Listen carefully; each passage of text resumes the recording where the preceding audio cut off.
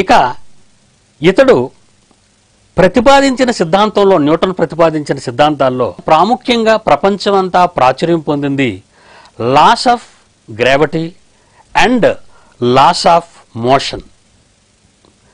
ఇది ఇతని పరిశోధన. వీటిని 1687లో ప్రచురింపబడిన ఫిలసోఫియా న్యాచురలిస్ ప్రిన్సిపియా మ్యాథమెటికులో అనే పుస్తకంలో ఈయన ప్రతిపాదించాడు. ప్రియులారా, ఒక విషయం మీరు తెలుసుకోవాలి. ఒక యాపిల్ చెట్టు కింద పడుకున్నానన్నాడు. ఒక పండు చెట్టు నుండి తెగిందన్నాడు. అది ఎందుకు కిందకి రావాలి, పైకి పోకూడదు అనుకున్నాడు. అలాగే ఆకర్షణ అనేది, కదలిక అనేది ఆయన మహాజ్ఞానం అంటూ ప్రపంచానికి పరిచయం చేశాడు.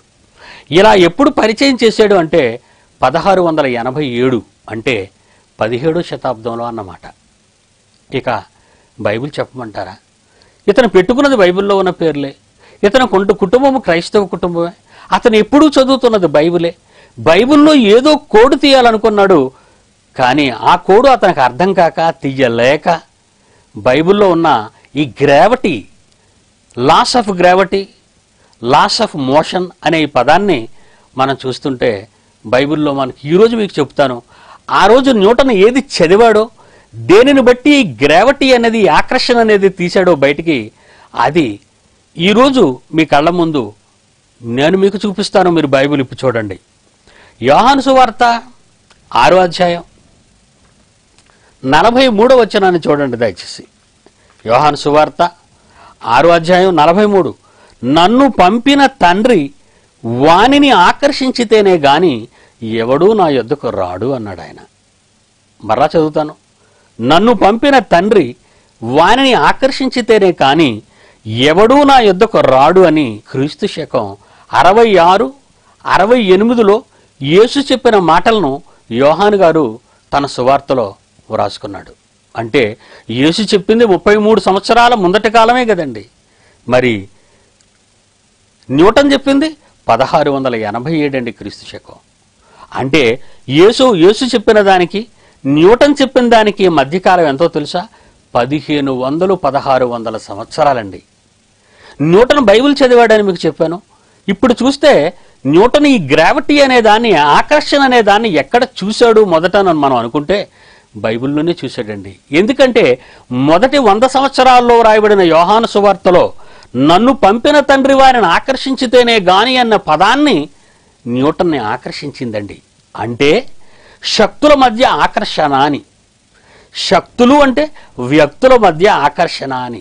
శవాల మధ్య ఆకర్షణ ఎలా ఉంటుంది చెప్పండి?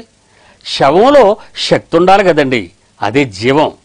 కనుక ఇద్దరు వ్యక్తుల మధ్య ఆకర్షణ అంటే, ఒక ప్రియుడు ప్రియురాలు ఆకర్షించుకున్నారు అంటే, శవాలైతే ఎలా ఆకర్షించుకుంటారండి? ఆకర్షించరు కదా. వాళ్ళు బ్రతుకుంటేనే, నడిపే ఏదో ఒక శక్తి వాళ్ళ శరీరాల్లో ఉంటేనే తప్ప, మగవాని శరీరంలో ఉన్న ఆ శక్తి, ఆడమనిషి శరీరంలో ఉన్న ఈ శక్తి, ఒక శక్తిని ఒక శక్తి ఆకర్షించుకుంటేనే తప్ప ప్రేమ అనే దానికి అర్థం లేదనే నిర్వచనం ఈరోజు ఈ ప్రపంచం చెబుతుందండి. కనుక వ్యక్తుల మధ్య, శక్తుల మధ్య ఆకర్షణ అన్న పదానికి న్యూటన్కి ఒక ప్రేరణ ఇచ్చింది యేసు మాటలే అని ఈ ప్రపంచంలో ఎంతమంది శాస్త్రవేత్తలకు తెలుసో మీరు దయచేసి చెప్పండి. హోషేయ గ్రంథం 11వ అధ్యాయం 4వ వచనం చూడండి ఎంత అద్భుతంగా ఉంటుందో. హోషేయ గ్రంథం 11వ అధ్యాయం 4.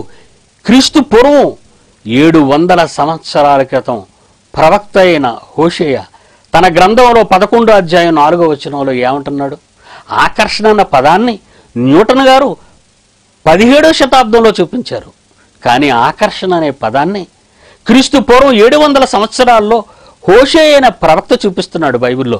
అదే 11వ అధ్యాయం 4వ వచనం. ఒకడు మనుష్యులను తోడుకొని పోవునట్లుగా స్నేహ బంధములతో నేను వాణ్ణి బంధించి ఆకర్షించి తిని అంటున్నాడు దేవుడు. చూడండి, ఒకడు మనుషులను తోడుకొని పోవునట్లుగా స్నేహ బంధములతో నేను వారిని బంధించి ఆకర్షించి తిని అంటున్నాడు. ఆలోచించండి.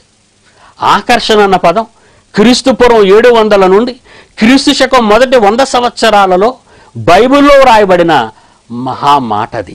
ఆ ఆకర్షణే న్యూటన్కు స్ఫూర్తినిచ్చింది. రెండు శక్తుల మధ్య, ఇద్దరు వ్యక్తుల మధ్య ఎలా ఆకర్షణ ఉందో ప్రకృతిలో పదార్థానికి మధ్య విజిబుల్ ఆర్ ఇన్విజిబుల్, కనిపించినది కానీ కనిపించని దానికి మధ్య కానీ ఆకర్షణ ఉన్నది అని నిరూపించగలిగే ఎన్నో ఆధారాలు నేను మీకు చూపించగలను. ప్రియులారా, ఒక మాట, సూర్య కుటుంబంలో సెకనుకు 31 కిలోమీటర్ల వేగంతో భూమి ఆకర్షణకు లోనై సూర్యుని చుట్టూ పరిభ్రమిస్తున్నది. మరలా చదువుతాను, రాసుకోండి. సూర్య కుటుంబంలో సెకనుకు 31 కిలోమీటర్ల వేగంతో భూమి ఆకర్షణకు లోనై సూర్యుని చుట్టూ పరిభ్రమిస్తుంది అన్నాడు. ఇక సూర్య కుటుంబం సెకనుకు 230 కిలోమీటర్ల వేగంతో పాలపుంత నక్షత్రము చుట్టూ ఆకర్షణకు లోనై తిరుగుచున్నది అంటుంది. ఈరోజు ఆకర్షణ అండి ప్రకృతి. పాలపుంత, మిల్కీ వే అండి, పాలపుంత నక్షత్ర మండలం సెకనుకి 40 కిలోమీటర్ల వేగంతో ఆండ్రోమెడా నక్షత్ర మండలం వైపు ఆకర్షణకు లోనై పరుగులు తీస్తుంది అంటుందండి.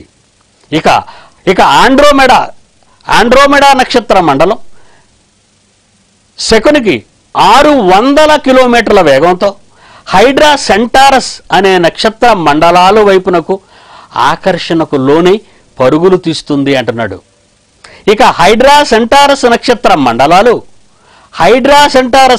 మండలాలు అవి కూడా ఆకర్షణకు లోనై ఏమండి ద గ్రేట్ అట్రాక్టర్ అనే ఒక సూపర్ పవర్, కనబడని ఒక మహాశక్తికి లోనై పరుగులు తీస్తుంది అన్నదండి. ఈరోజు కాస్మాలజీని మనం పరిశీలిస్తే గ్రహాల మధ్య, నక్షత్ర మండలాల మధ్య, నక్షత్రాల మధ్య ఆకర్షణ జరగబట్టే ప్రకృతి చక్రం తిరుగుతుందండి.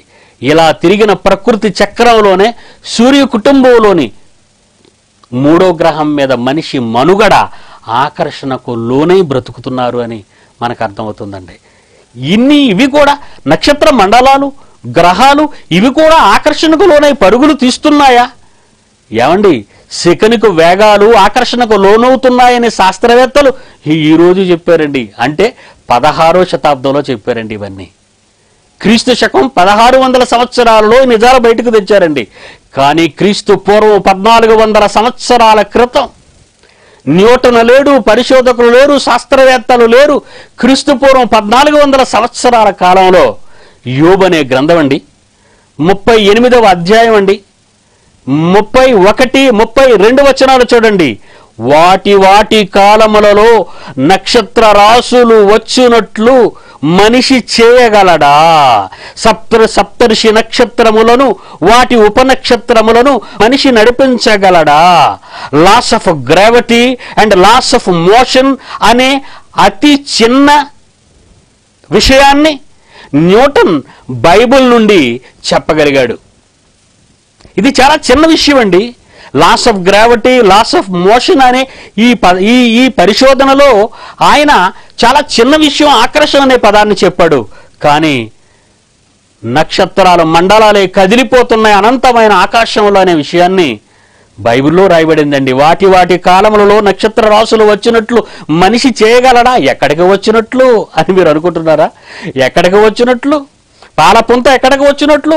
40 కిలోమీటర్ల వేగంతో ఆండ్రోమెడా నక్షత్ర మండలం వైపు వెళ్ళినట్లు. పాలపుంత 40 కిలోమీటర్ల వేగంతో సెకనుకు ఆండ్రోమెడా నక్షత్ర మండలం వైపు వెళ్ళుటకు.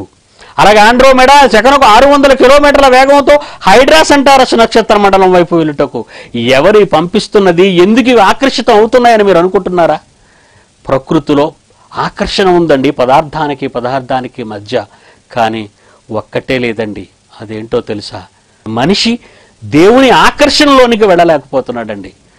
ఇప్పుడు చెప్పండి, ప్రకృతిలో మహాజ్ఞానం అని మనుషుడు శాస్త్రాలని ప్రకృతిని చూసి వ్రాసుకున్న దానిలో ఆకర్షణ అనే పదాన్ని న్యూటన్ చెప్తే నిజమని గంతులు వేసిందండి ప్రపంచం. కానీ దేవుడు ఆకర్షణ అనే పదం తన పిల్లల కోసం వాడుకున్నదని, ఈ ఆకర్షణలన్నిటికీ అతీతమైనది తన పిల్లలు తనను ఆకర్షించుకోవాలని, తన పిల్లలను తాను ఆకర్షించుకోవాలని అనుకున్నాడండి. ఈ ఆకర్షణ చెప్పటానికే పిడి సుందర్రావు న్యూటన్ కనిపెట్టని కోడ్ని ఈరోజు ఈ ప్రపంచం ముందు ఉంచుతున్నానండి. ఒక్కసారి దేవుని ఆవేదన చూడండి, ఆయన పడుతున్న బాధను చూడండి.